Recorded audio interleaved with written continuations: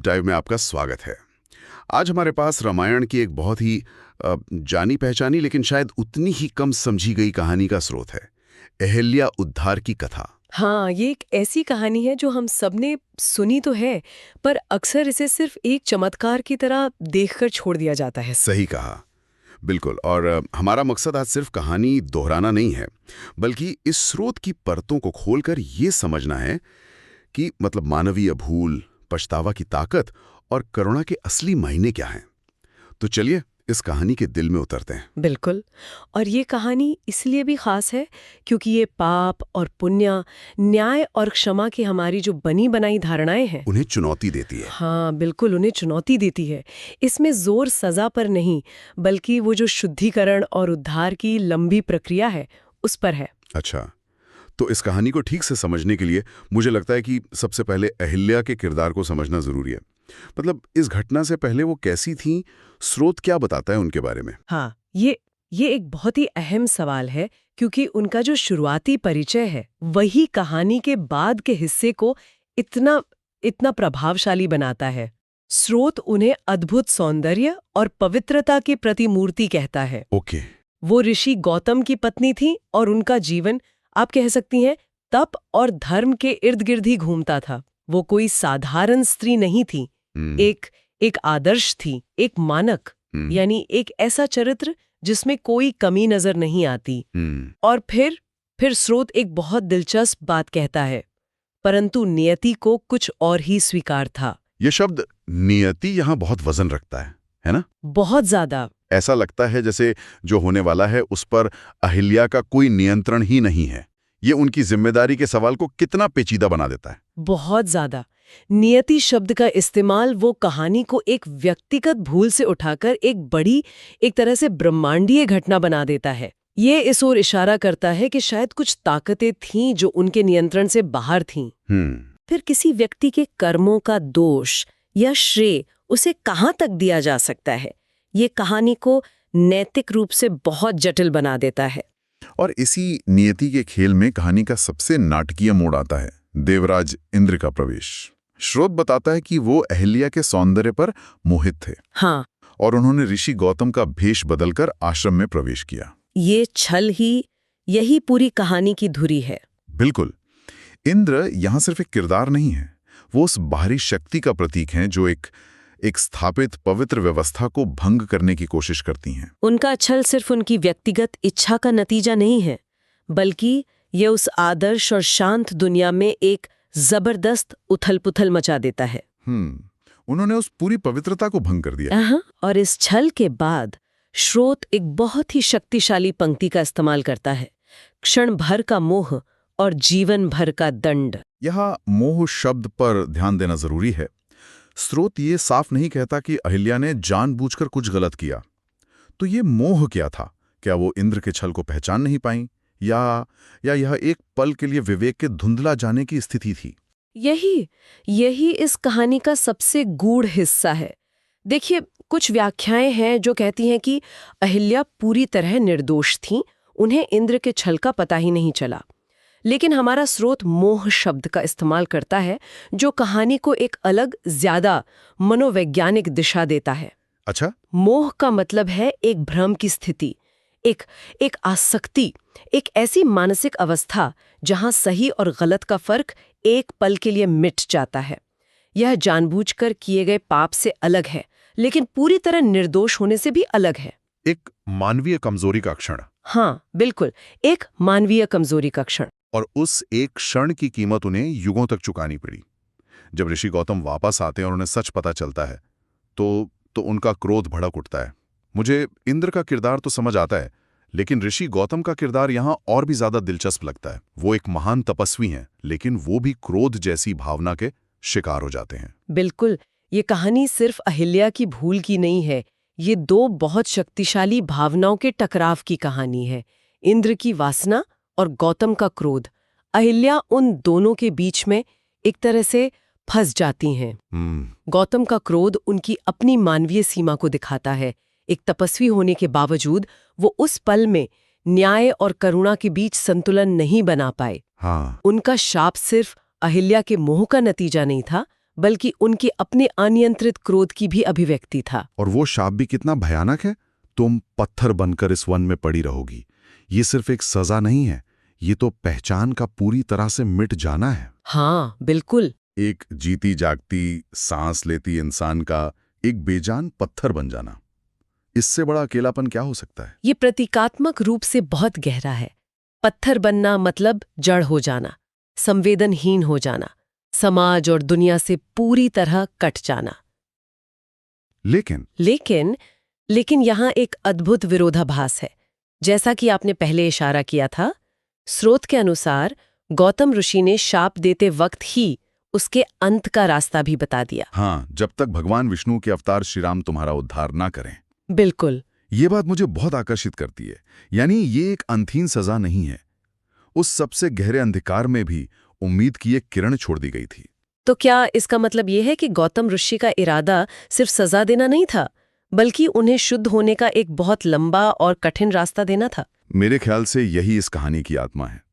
ये शाप को एक सजा से ज्यादा एक शुद्धि की प्रक्रिया में बदल देता है। ये एक ऐसी प्रतीक्षा है जिसका फल मिलना तय है। ये दंड है, लेकिन ऐसा दंड जिसके अंत में मोक्ष छिपा है। इसने अहल्या को निराशा में डूबने के बजाय एक लक्ष्य दिया, श्री राम की प्रतीक्षा। और वो प्रतीक्षा कितनी लंबी थी। स्रोत कहता है युगों तक। जरा इस इंतजार के बारे में सोचिए। हम तो एक ट्रैफिक जैम में 10 मिनट इंतजार नहीं कर पाते। सही कहा। यहाँ युगों तक एक पत्थर बनकर पड़े रहने की बात हो रही है, बिना हिले डुले, बिना कुछ कहे। ये धैर्य और तपस्या का एक अविश्वसनीय स्तर है। ये मौन, पीड़ा और धैर्य की पराकाष्ठा है। कहानी का ये हिस्सा सबसे शांत है। इसमें कोई संवाद नहीं, कोई घटना नहीं, सिर्फ एक स्थिर इंतजार है। लेकिन ये स्थिरता सिर्फ बाहरी है। हाँ बिल्कुल। अंदर बहुत कुछ चल रहा है। हाँ, क्योंकि स्रोत की सबसे जरूरी पंक्तियों में से एक यही आती है, पर उनका अंतःकरण शुद्ध था, उनकी आत्मा प्रभु राम की प्रतीक्षा कर रही थी। इससे एक सवाल मेरे मन में आता है, अगर उनका अंतःकरण मतलब उनकी आत्मा अंदर से शुद्ध थी ही, तो फिर ये पत्थर बनने की बाहरी सजा क्यों मिली? क्या ये बाहरी कर्म और आंतरिक शुद्धि के बीच के फर्क को दिखाता है? बहुत अच्छा सवाल है। ये दिखाता है कि कर्म के परिणाम बाहरी दुनिया में भुगतने पड़ते हैं, भले ही आपकी आंतरिक नीयत कितनी भी शुद्ध क्यों न हो। उनका पत्थर बनकर पड़े रहना सिर्फ एक इंतजार नहीं था, ये एक लंबी और मौन तपस्या थी। तपस्या, हाँ। तपस्या का मतलब सिर्फ हवन या मंत्र जाप नहीं होता। धैर्य, स्थिरता और ईश्वर में अटूट विश्वास के साथ प्रतीक्षा करना, ये भी तपस्या का सर्वोच्च रूप है। अच्छा। उनका शरीर जड़ था, पर उनकी चेतना और भक्ति वो पूरी तरह जागृत थी। तो उनका पश्चाताप सिर्फ एक भावना नहीं थी, बल्कि युगों तक चलने वाला एक मौन संकल्प था। उन्होंने अपनी स्थिति को स्वीकार किया और धैर्य के साथ उद्धार की प्रतीक्षा की। बिल्कुल, यही उनकी तपस्या बन गई। ठीक यही बात है। और उनका अंतःकरण शुद्ध रहना ये साबित करता है कि उनकी जो मूल प्रकृति थी वो पवित्र थी। जो भूल हुई वो एक क्षणिक भटकाव था, उनके चरित्र का स्थायी हिस्सा नहीं। पत्थर का बाहरी आवरण उस भूल का नतीजा था, लेकिन अंदर की शुद्ध आत्मा उनकी असलियत थी, जो बस सही समय का इंतजार कर रही थी। और फिर युगों के इंतजार के बाद वो क्षण आता है। श्री राम अपने गुरु विश्वामित्र और भाई लक्ष्मण के साथ उस जंगल से गुजरते हैं। विश्वामित्र उन्हें उस पत्थर की कहानी बताते हैं और श्रीराम के चरण उस शिला को छू जाते हैं। ये स्पर्श, ये महज एक शारीरिक क्रिया नहीं है, ये दिव्यता और मानवीय पश्चाताप के मिलन का वो बिंदु है। वाह! ये उस युगों की मौन तपस्या का फल है। सोचिए, एक दिव्य शक्ति उस आत्मा से मिलने आती है जिसने खुद को उस मिलन के लिए पूरी तरह तैयार कर लिया है। स्रोत इस बदलाव को बहुत खूबसूरती से बयान करता है। क्षण भर में पत्थर जीवन में बदल गया। ये पंक्ति कितनी शक्तिशाली है। जो पीड़ा युगों तक चली वो एक पल में खत्म हो गई। हाँ। समय का सारा हिसाब किताब उस एक दिव्य स्पर्श के सामने शून्य हो गया। ये दिखाता है कि ईश्वरीय कृपा जब होती है तो वो समय के नियमों से बंधी नहीं होती। लेकिन ये कृपा अकारण नहीं होती। मतलब ये कि श्रीराम का ये कार्य सिर्फ एक चमत्कार नहीं है। ये अहल्या की लंबी प्रतीक्षा, उनकी अटूट भक्ति और उनकी मौन तपस्या का सम्मान है।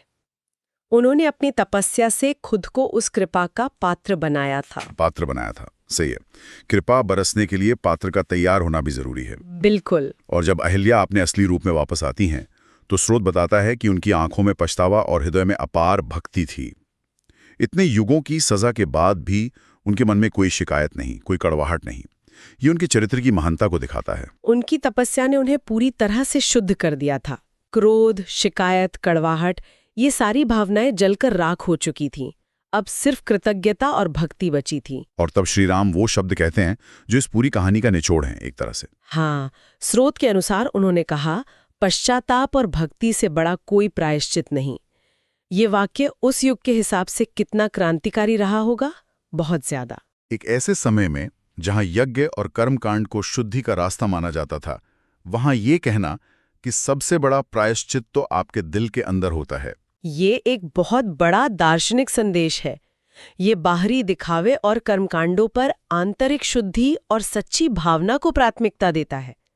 ये कहता है कि ईश्वर आपके चढ़ावे या आपके यज्ञों को नहीं, बल्कि आपके हृदय में बैठे पश्चाताप और भक्ति के भाव को देखता है। वही असली पूजा है। वही असली पूजा है, वही असली प्रायश्चित है। तो इस पूरी कहानी को समझने के बाद अगर हमें इससे कोई एक सबसे बड़ा सबक लेना हो तो वो क्या होगा? स्रोत किस मुख्य संदेश पर जोर देता है? मुझे लगता है कि इसमें 3 मुख्य संदेश छिपे हैं। पहला, जैसा कि स्रोत कहता है, ईश्वर की करुणा असीम है। वो किसी के पाप पुण्य का हिसाब लेकर नहीं बैठती। अगर पछतावा सच्चा है तो करुणा का दरवाजा हमेशा खुला है।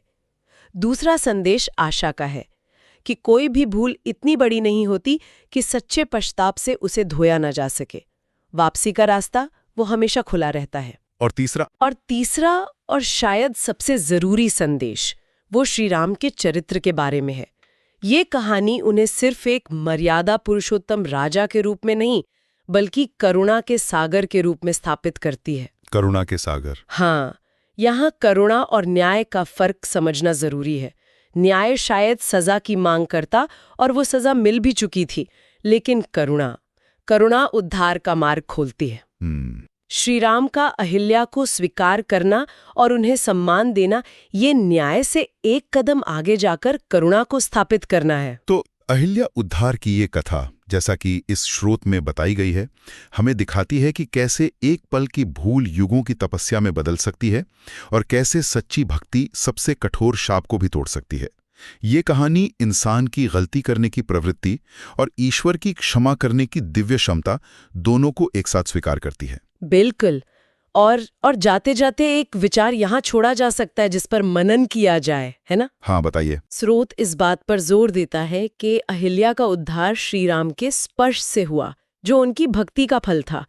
ये हमें सोचने पर मजबूर करता है कि क्या उद्धार सिर्फ किसी बाहरी दिव्य शक्ति द्वारा ही किया जाता है, या ये व्यक्ति के भीतर चल रही लंबी और मौन तपस्या का ही एक स्वाभाविक नतीजा है। अच्छा।